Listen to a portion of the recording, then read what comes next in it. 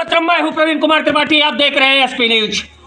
हम इस समय महाराजगंज ब्लॉक के असरोपुर ग्राम सभा में बैठे हुए हैं। यहाँ के प्रधान युवा नेता और बीजेपी के नेता भी है और यहाँ के प्रधान भी है।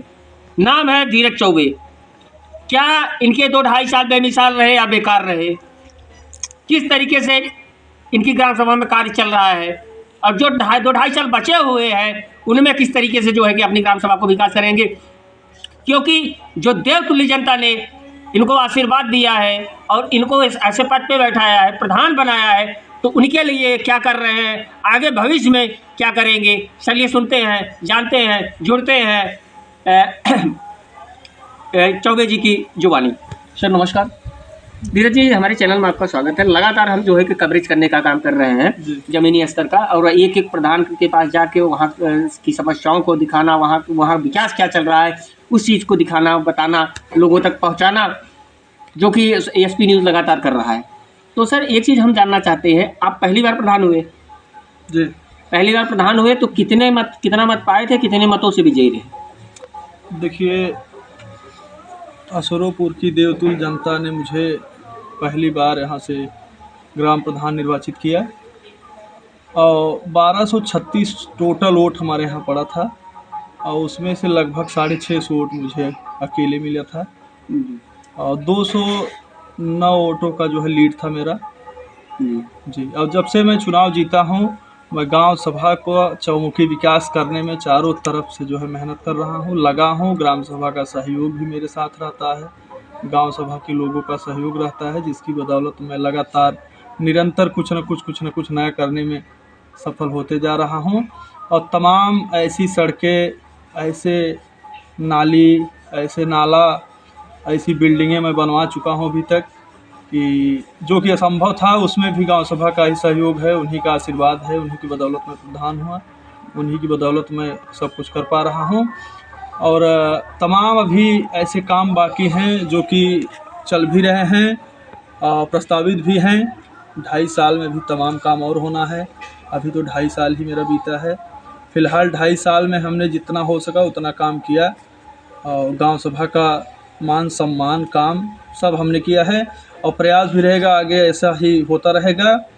और तमाम धीरज जी, एक चीज़ हम जानना चाहते हैं कि इन 2.5 सालों में कौन कौन सा काम किया और कहाँ से कहाँ तक किया?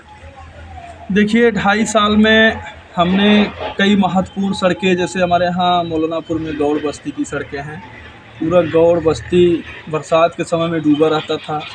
वहाँ ना तो पानी निकास के लिए कोई नाला था, ना आने जाने का कोई रास्ता था। हमने वहाँ भी 200 मीटर का नाला, बड़ा नाला बनवाया 200 मीटर का। सड़क भी अब बन चुकी है, इंटरलॉकिंग का कार्य प्रस्तावित है, वो भी चल रहा है। हमारे हरिजन बस्ती में वहाँ सड़क नहीं था, असरोपुर में, वहाँ हमने सड़क बना, कुछ लोग कब्जा किए थे, उसको खाली कराना पड़ा।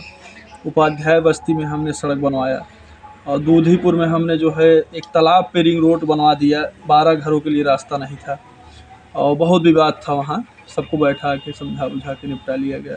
हमारी ग्राम पंचायत में, हमारा जो गांव राजस्व गांव कठुआ है, यहाँ भी हमने 3-4 ऐसी सड़कें बना दी कि बड़े बड़े जो है माफियाओं से भिड़ना पड़ा, लेकिन हमने उसको खाली कराया और कब्जा मुक्त करा के जो है सड़क बनवा के हमने दिखाया। लोग आवागमन सबका लोगों का चालू है, लोग खुश हैं। और भी काम होना है। भी हमारे यहाँ पशु अस्पताल का भी काम जो है माननीय विधायक जी से कहे थे, पशु अस्पताल का भी काम चल रहा है और पंचायत भवन प्रस्तावित है, सोसाइटी भवन प्रस्तावित है माननीय विधायक जी की कृपा से। और पानी टंकी का काम जो है चालू होने वाला है, पाइपलाइन बिछ रहा है और अंत्येष्टि स्थल प्रस्तावित है, काम चलने वाला है। और तमाम भी काम हमारे यहाँ एनएम सेंटर, मैरिज हॉल का भी प्रस्ताव हमने दे रखा है। देखिए, शासन से अगर स्वीकृति मिल जाती है तो वो भी काम हमारे यहाँ होगा। और कई सड़कें भी हमारे यहाँ प्रस्तावित हैं, उनका भी काम होना है। धीरज जी, एक सवाल है मेरा और जी, जो कि लोगों को लगता है कि हमें पेंशन नहीं मिल पा रही है। आज मैं आपकी एक ग्राम सभा में गया था, जो है कि उधर से आ रहा था, तो वहाँ कुछ लोगों हमने पूछा कि धीरज जी का घर कहाँ है, तो उन्होंने प्रधान जी, तो उन्होंने कुछ महिलाएं थी खड़ी और उन्होंने ये कहा कि भैया हम लोगों के जो है कि बुजुर्ग महिला थी कि हम लोगों ने तो पेंशन बनी है अभी तक, और ना तो जो है कि उनको आज तक जो है कि रहने के लिए कॉलोनी मिली है। कहीं न कहीं उनका जो है कि वो उन्होंने दिखाया कि उंगली दिखा के कि जो है कि यही हमारा घर है और इसी हम छान में रहते हैं। तो सरकार जो भी योजनाएँ दे रही है, उसको आखिरी व्यक्ति तक पहुँचाने की ज़िम्मेदारी यहाँ के प्रधान धीरज चौबे जी की है। जी, जी। तो धीरज चौबे जी, क्या जो आपके 2.5 साल बचे हुए हैं, इनमें क्या जो है कि आप न जो है कि क्या करना चाहेंगे और आपकी प्राथमिकता क्या होगी? देखिए, जहाँ तक आवास की बात है, पूरे महाराजगंज ब्लॉक में आप पता कर लीजिएगा, अशरफपुर में हमने सबसे ज़्यादा 103 आवास दे रखा है। पूरे महाराजगंज ब्लॉक में सबसे ज़्यादा अशरफपुर में, विकलांग से ले प्रधानमंत्री से लेके मुख्यमंत्री आवास तक अगर आप टोटल करेंगे तो 101 या संभवतः 101 आवास हमने दे रखा है पूरे ब्लॉक में सबसे ज़्यादा। और पेंशन भी अब तक अशरफपुर में हमने ज़्यादा से ज़्यादा लगवा दिया है। पेंशन की समस्याएं जो है उसमें सबसे बड़ी समस्या यह है कि ऑनलाइन आवेदन करने के बाद लोग जो देते हैं हम लोगों के पास, हम लोग प्रस्ताव बना के ऊपर भेजते हैं, उसमें बजट आता है। अगर 4 महीने 6 महीने बजट आने में देरी हो गई तो लोगों को लगता है कि प्रधान जी पेंशन अभी नहीं लगवा रहे हैं, जानबूझकर पेंडिंग किए हैं, जबकि ऐसा नहीं है। अब आवास में अगर कुछ लोग वंचित रह गए तो उनका कारण ये है कि जो पूर्व प्रधान थे, लिस्ट तो पुराने ज़माने में पुराने प्रधान के समय में बना था, अब उसमें उन लोगों का नाम जब नहीं डाला गया तो पोर्टल खुला नहीं 2.5 साल में। अब पोर्टल चालू होने वाला है, ऑनलाइन आवेदन जो आवास का फीडिंग होना है अब होगा। अब जब पोर्टल चालू होगा उसके बाद ही उनका नाम ऐड करा के उनको आवास दिया जा सकता है। लेकिन लोगों का मानना ये है, या लोग अब नहीं समझ पाते, उनको लगता है कि तुरंत तत्काल हमको प्रधान चाहे तो आवास दे सकता है, जबकि ऐसा है नहीं।